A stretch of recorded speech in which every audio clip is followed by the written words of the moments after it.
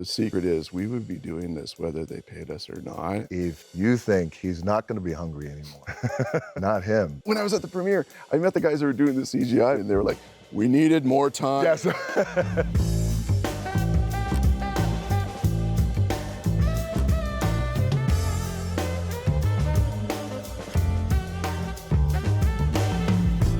And like all actors, we smile, we breathe, and hi, Dwayne. Hi, good to see you. to see you Good to too, see you, man. brother. I'd love to start off our conversation by giving you flowers, okay? I'm gonna deliver a lot of flowers to your doorstep right now. So I feel like, you know, every time I see you and every time we talk, we hug, we catch up, but ultimately, I always feel like it's a full circle moment because you and I first connected on The Mummy Returns. And that was one of the biggest franchises in the world at that time, in our industry, beloved around the world. You were the face of that franchise. And the flowers I want to give is I was ready to make my transition into Hollywood, and I was excited, and I had this opportunity to be casted in your movie as the Scorpion King. And I remember meeting with Stephen Summers, our director, and met with all the folks at Universal, and I was so excited. But I knew, because they told me, you know, we're just gonna talk to Brandon. Because I said, hey, is it okay? And they said, well, we're gonna talk to him. And so there was a moment, I feel like, where you could have said, hey, listen, I love this idea of a character called the Scorpion King, but this guy, Dwayne Johnson, he's never acted before. I know he's in pro wrestling. I'm not quite too sure. This is a beloved franchise. Felt like Raiders of the Lost Ark. And the word that I got back was, Brendan loves the idea. He welcomes you with open arms. And it really meant something to me because not only was it your franchise and you took a shot and a risk with me, who had never acted back then, but also that kicked off my career. And it went from The Mummy Returns to then The Scorpion King to years later, you and I are sitting here, and I just, as always, but now here, I want to say thank you, man. And thank you for, in a way, in a big way, really changing my life, because the trajectory that you allowed to happen led me to be here. You're too kind, Dwayne. You were always the right guy for the job. When I was told that you were a possibility for it, forgive me, but I didn't know you from the wrestling world. Yeah. And when I was shown, I said, that is perfect. That is inspired casting. That's fantastic. We'd be lucky to get the guy. Wow. No, seriously. I mean, come on. Because it felt like you need a stadium persona performance to give to play a villain you love to hate. Right. And to introduce yourself into that franchise.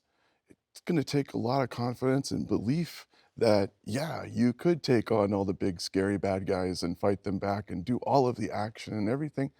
And also, you presented a formidable foe to the characters in the movie. I mean, Imhotep was the heavy. Right. Right. But we needed someone bigger and badder than Imhotep. And who are you going to get?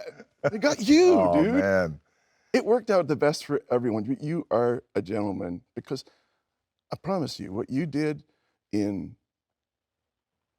the wrestling world, you were painting with like a 10-inch brush.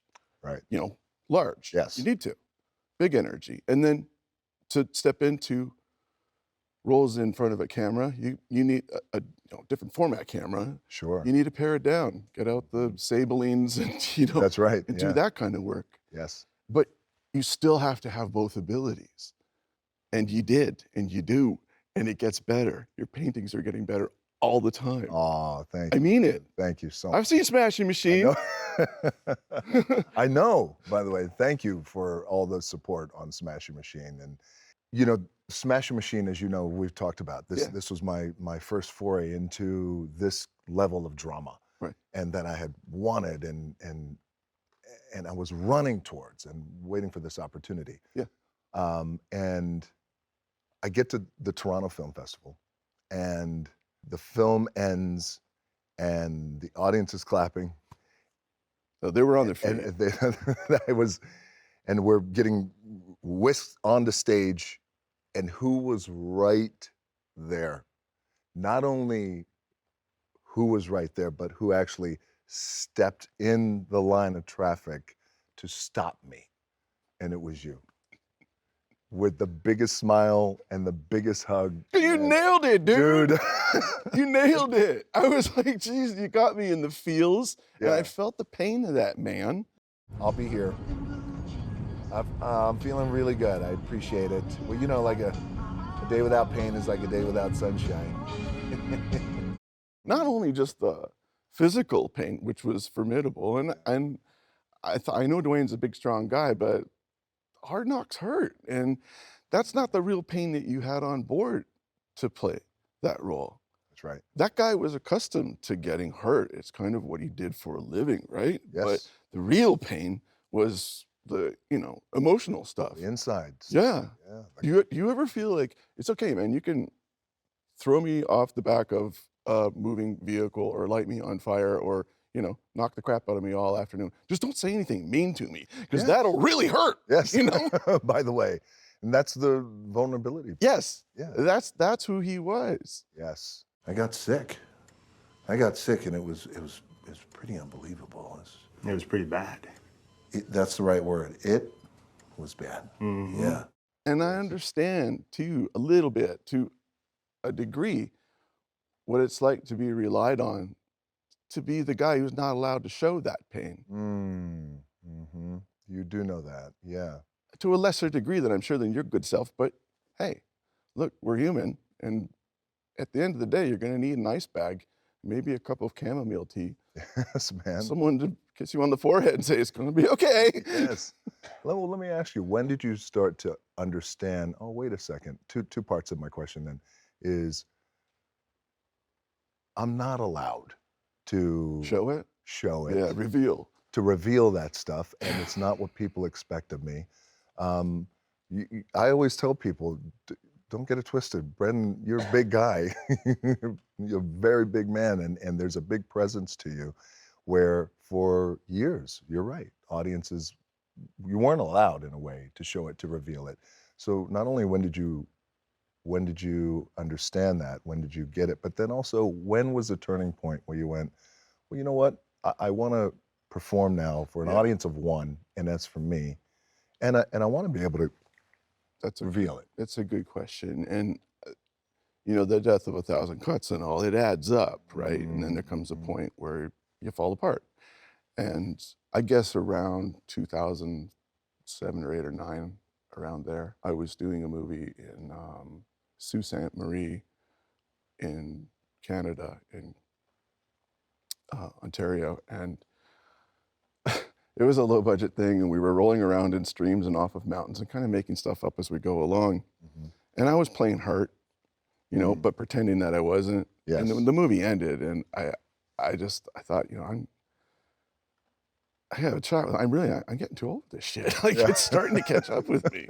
I felt like if I'm going to continue, then I have to have a real reckoning with myself about why I'm, getting banged around and bruised. And yeah, of course we have stuntmen who are there and coordinators, and they're really there for your safety. Mhm. I never met a stuntman that's glad to get injured. They're Right. like, Sure. So I had to actually ask myself a real serious question that I'd been avoiding, which is, why am I doing this? Like, why am I shouldn't necessarily be. I'm not that accident prone. I mean, I am a large klutz, but I had to take ownership of the reason, and that was I was trying too hard.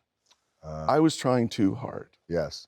I was feeling like unless it hurts, then I'm not doing my job. I'm not earning my keep.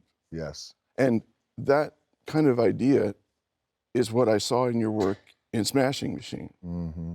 Because we feel for the supposedly invulnerable Titan, but how do you bring them down? with an Achilles heel. It's just a minor injury takes them apart. Yes. And what is the fallout afterwards? And Yes. who's relying on you? And when you went through that one stadium shot, was it like when Benny Safdie directed it, did he always want it to be like a oneer? Did he always, you came from the, He did, yeah. so it was kind of like a Scorsese-esque sort of, Like, well, Scorsese, Raging Bull was Right. some of his, Benny Safdie, some of his inspirations. That shot in particular, yes, it was, he wanted it to be a oneer, one long shot, Yeah. because Mark Kerr, the man who I played, just Yeah. experienced his first loss. And in that, he wanted to not cut away. And where is this going to lead to? It led right to the locker room. Right to the locker room, and then you fell apart.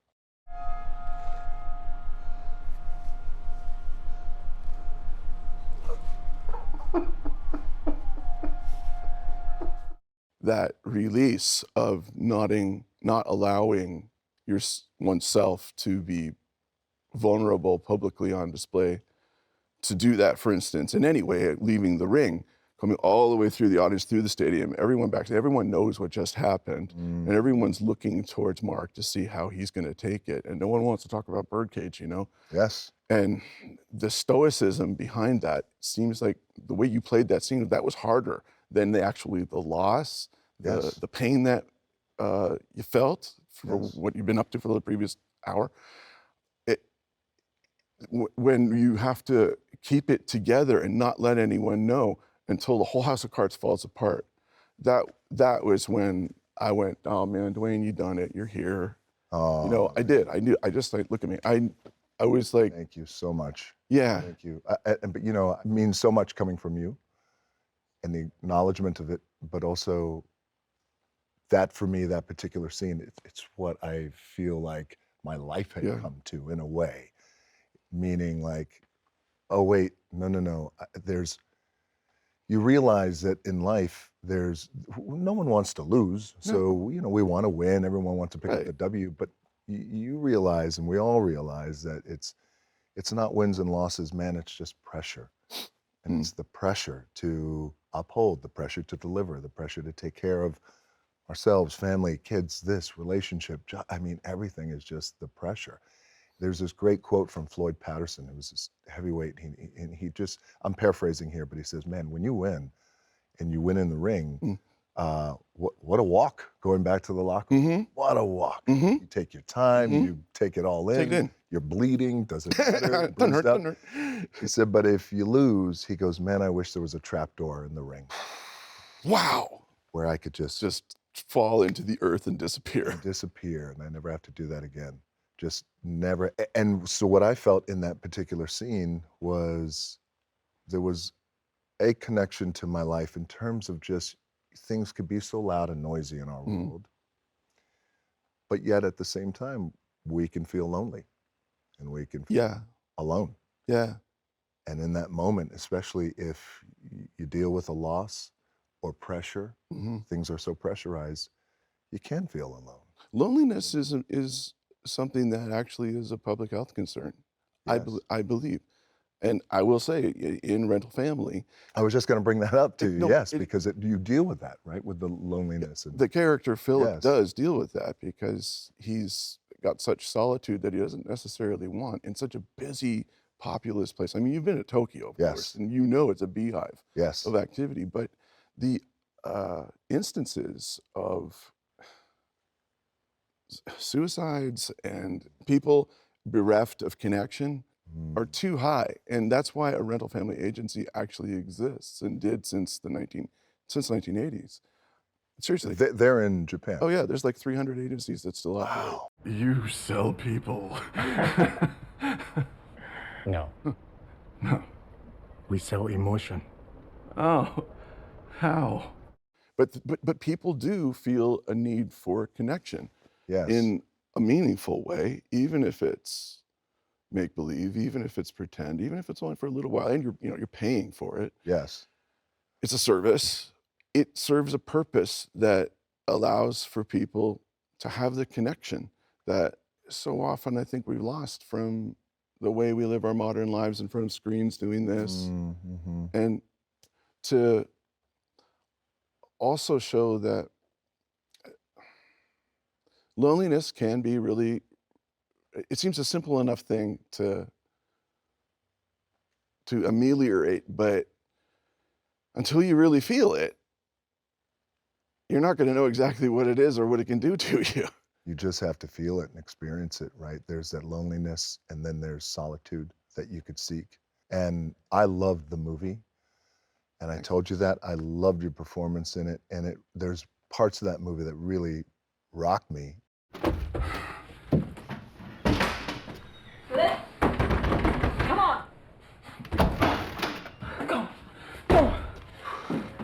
And what I also feel, what Philip, your character, what he was able to do, and what now I realize, because now I'm educated on these rental agencies, is it also, and you also provided peace.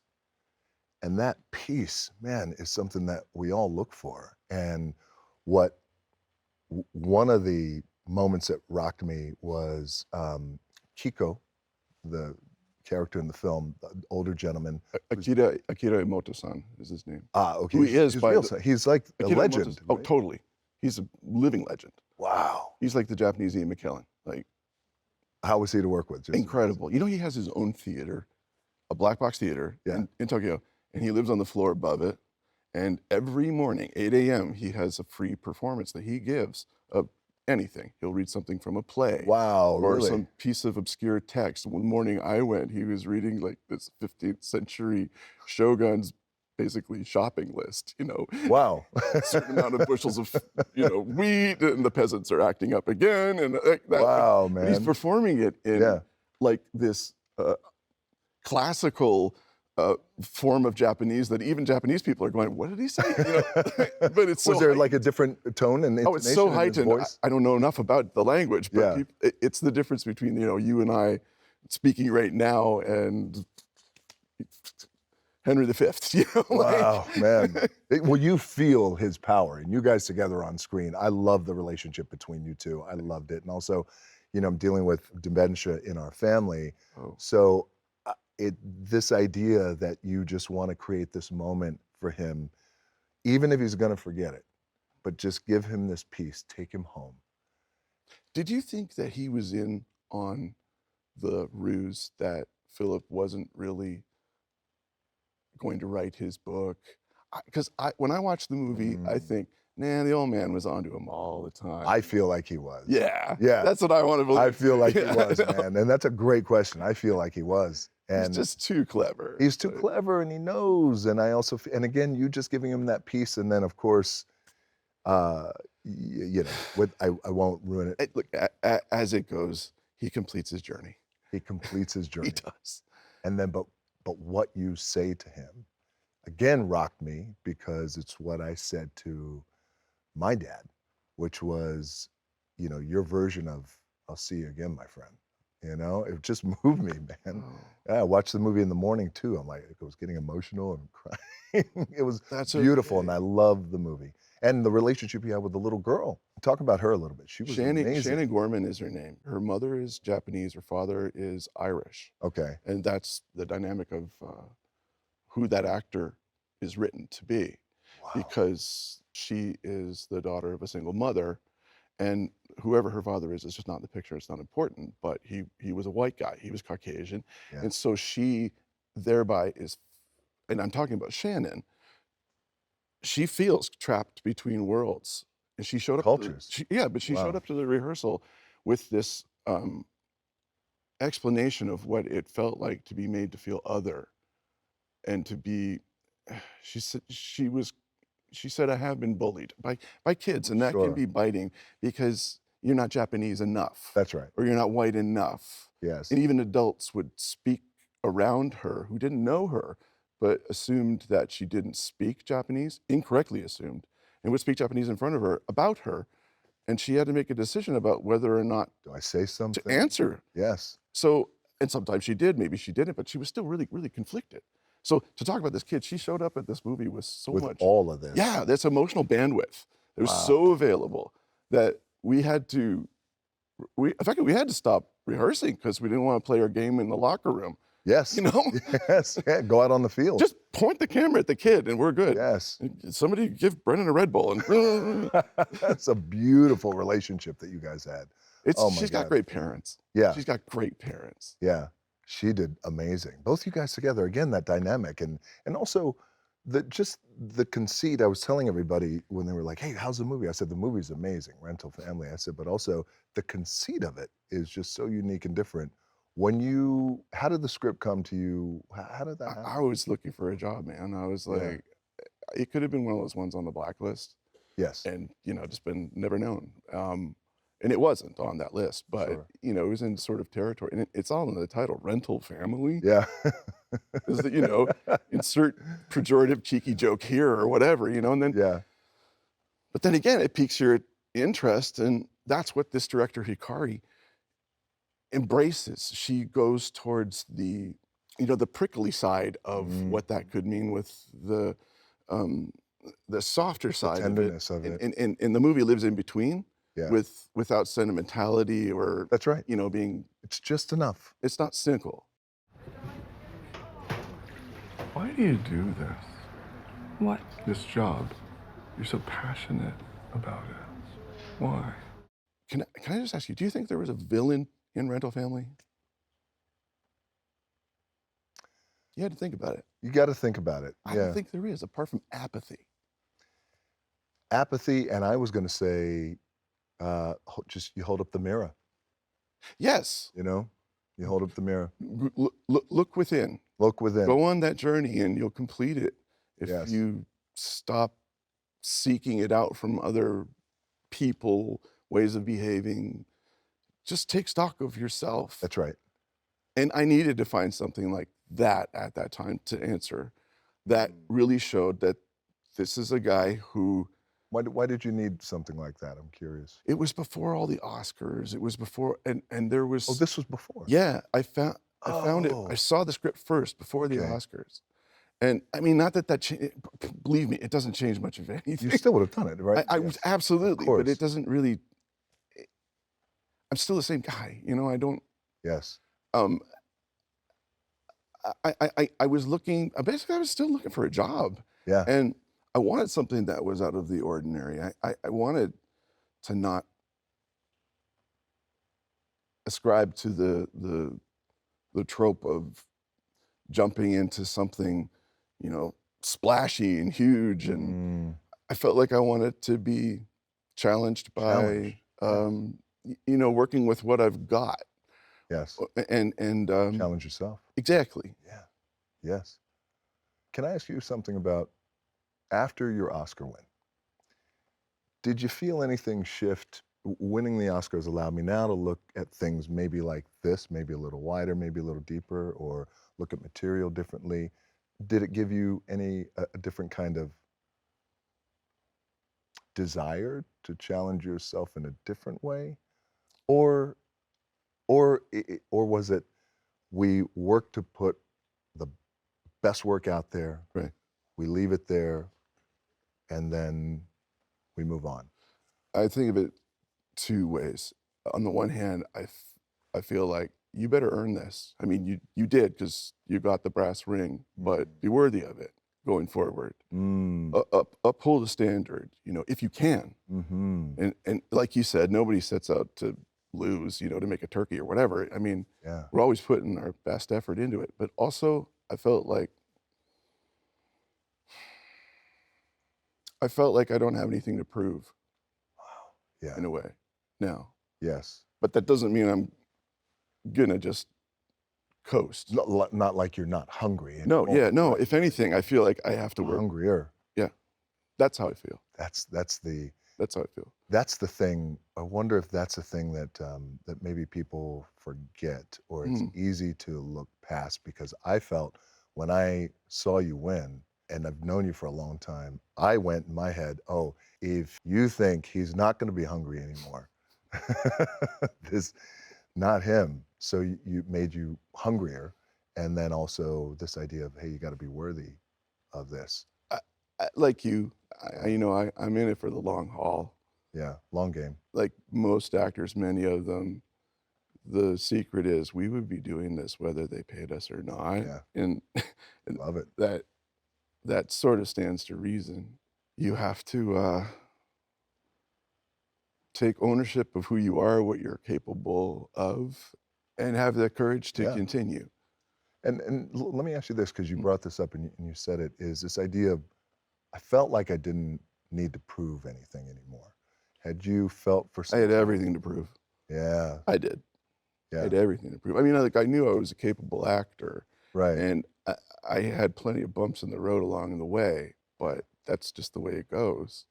Maybe it was a perfect storm of when The Whale was shot, it was during COVID, it was one room, it was a man encumbered by a health condition that caused his body to be so overweight that he was confined to a single place. And you know, that's the world of that story that Samuel D. Hunter wrote. It was a stage play before, but what Darren Aronofsky directed was a movie that made us all feel, not only at that time, because it was when we were all, you know, locked down in COVID, you know, we were all under existential threat. This might be the last time we ever get to do this anyway. Like, you know, Wow, yeah, yeah. in a way. So it had that energy. When Yeah, like, you know, if I'm gonna do this, I'm gonna go down swinging, or I'm gonna give it everything I've got. And when I finished, I felt like, well, I am all out of moves. Yeah. Like, That's it. if Yeah. it doesn't land, then I don't know. I guess I'll crack open the yellow pages and go look for a marketing job or something, because Yes. then I really don't know what the hell I'm doing. Wow. Yeah. And that was the first time in my life or my career rather, that I felt like I left it all out there.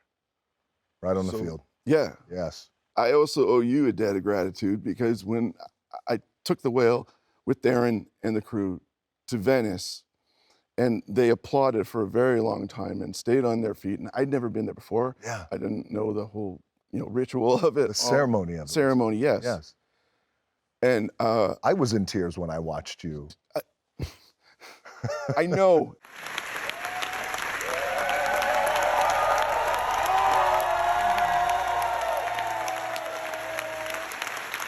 You put your shoulder into that by showing your support through Twitter. And Dwayne, you're a godfather of sorts of the success of that project.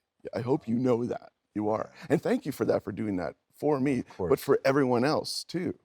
I was so look, I'm happy to do it and support you, but also that moment rocked me and it moved me. I had not experienced Venice until Smashing Machine, which you and I have talked about, and I have watched it from afar. I had not had the honor of having a film go there, and then you, my friend, I see this long applause for you. You're emotional.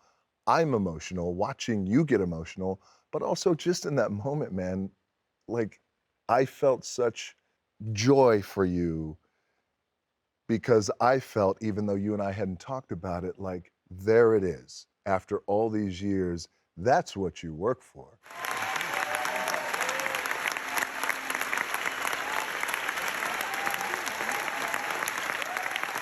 The other stuff that comes our way that we're so lucky and blessed, if it's box office, great. If it does well, great. If it flops, okay, we move on. But that moment, that ceremonial, long-standing applause for something that you ripped yourself open and you went elsewhere. And at that time, when that happened for you, I was in that place of, I'm so happy for my friend, and I'm even more inspired because I want to do that. I want to go elsewhere. I want to find that, yes, I want to find that role. What's my, it's not apples to apples here, but like your whale, like what's my thing? And You're so, Moby Dick. Yes. Yes. What is that? What's my Moby Dick? What is it? And I was so happy and I was so full of joy for you in that moment.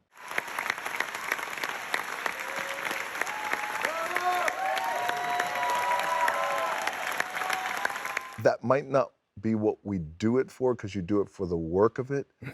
But to get that kind of acknowledgement, I just felt it, man. So I was just What happened happy. when the shoe was on the other foot? Oh. Your reception for Smashing Machine, did I felt like I was in, they say out of body experience, Yes. but I also felt like this is not for me. I felt, and that's not just my, insecurity and confidence issues talking, but it was like, I thought, this is all a facade. This is pretend. Like this, I really couldn't. I was having a hard time processing it. At the Yes. same time, I was so intensely moved. It felt like it was a completion of a journey, Yes.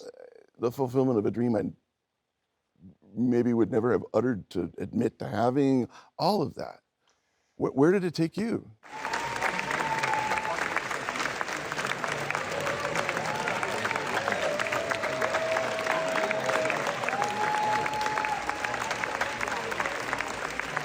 Surreal, out of body, a complete out of body experience for me. And you mentioned the word dream. Let me say it now, and then I'll go back to the experience. Is I felt like what Smashing Machine represented for me Yeah. was I'm living my dream. This is my dream, Yeah. and not others' dreams. To take these other projects, which I love doing, but there's a lot of other entities and things connected to them. Hmm. But Smasher Machine, it was just me, mine, and Mhm. Benny Safdie and Emily Mhm. Blunt. And so I felt the ovation. You want to give it up. This is the director, and it's them, it's theirs. and Deflect it. you're trying to It takes a deflect it. village, like, but But that house won't let you. That's They won't- right. They won't let you. And They I was won't gonna let you ask be you. humble. They want no. That's they right. put you on the spot. They put you on the spot, and I didn't know. I went, holy shit, this ceremony is real and it means something. And they won't let you, No. just be humble about it, and not in a life-changing way. And I know you experienced this. It's so important as everyone is looking up to get eye contact with you just for a moment, so they can look at you and Yeah. say, here this is. And for Yeah. me, just like you, that was my exhale. I felt like I never exhaled like that in my career. Like, Wow. okay, we did it.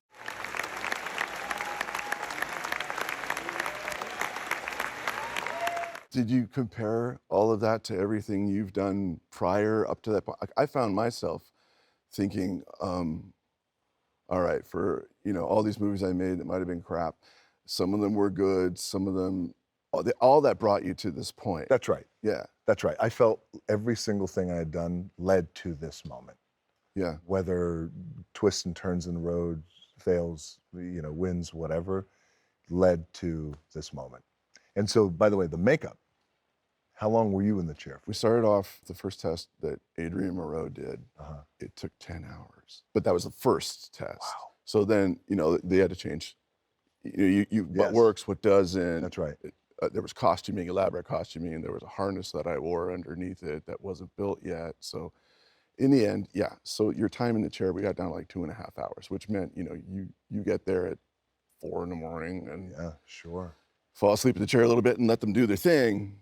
But I'll never cry tears over, who's self-sacrificing the most. I give it up to the makeup artists. Yes. They're the first boots on the ground and the last to Yes. leave. That's right. And then they got to go and prep and get ready for the next day. That's right. Have it all. Oh, like if the appliances, maybe one of them came off the mold a little wrong. If it goes on wrong in the morning, that's a big deal, because then it's another half an hour in the chair to fix it or tweak it. And that means another hour you're not getting the first shot of the day on set. Does it sound familiar to you? Of course, yeah. I mean, we were lucky. I had Kazuhiro, who of course is one of the best too as well. Yeah. We were in the chair for 3.5 hours every day, and it was 23 prosthetics, eyes, nose, cauliflower ear, scars everywhere, and you know what that's like. The difference though, I hope you weren't taking too many hard knocks or blows to the makeup, but were there constant repairs and sweat? Well, think about it, right? So it's something that you have to go through, and this is why we give it up for our makeup artists, Sure. is that he constantly had to keep the appliances on. I mean, I'm getting whacked around and sweating. And so I didn't know fall this. off. It's like with what comes out of our pores, sometimes, depending on what the appliance is made out of, sometimes it sticks, sometimes it just falls off. Right.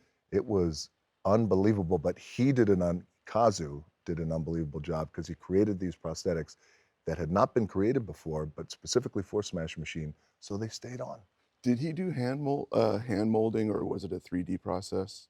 He You know. did. He did both. Both. Yeah. Combination of both. Adrian did both too. He did a lot of like a scan of the body, and then he created Charlie virtually, Yes. and then some 3D printing. Like he was really at the tip of the spear of using that technology at that time. Now it's Yeah, kind of sure. getting standardized, which is interesting. But When you first read that script, how did that come to you? he said he wanted to meet me. Mhm. I thought Darren Aronofsky. Yeah. Like, hi, Darren Aronofsky wants to meet me. Yes, he does. He's got a project about a man who has an eating disorder and he can't leave his apartment, and he's bereft because he's gonna die in a week, foregone, and he wants to reconnect with his daughter in a meaningful way before it gets worse. And that's all I knew. So I met Darren, who was a gentleman, and he's got like a peregrine falcon's gaze behind very kind glasses. And he later told me that he would have been a baseball umpire if he wasn't a director, because and that's true, because he sees everything. Wow, He yeah. knows how to call balls and strikes. He does get the last word. But the thing about Darren is he's a real true collaborator in the sense that he gives credit to everybody automatically wherever the idea comes from. And I think that's the mark of good leadership on a set. I learned that. Wow, I've been meaning to, and you and I can connect about it. I'm going to work with Darren. When?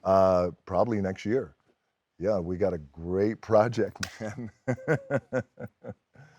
I'm super, yeah. We'll talk about it later. Yeah. I'm super excited about it. And also about a man who is broken and sees the world in a different way and I can't wait to tell you about it. But he's been just awesome to work with and get to know and become close with, and it's just amazing. And I want to know with you guys, you and Darren, I feel like sometimes people are, and I've known him for some time. As a matter of fact, here's a crazy little wild fact is on The Wrestler. My uncle was a pro wrestler. He passed away. Yeah, of course. Helped train Mickey Rourke Okay. for that. So that's kind of how I got to know Darren, just as buddies. I get it. But since then, and since this project, we started working on this project together called Breakthrough with A24.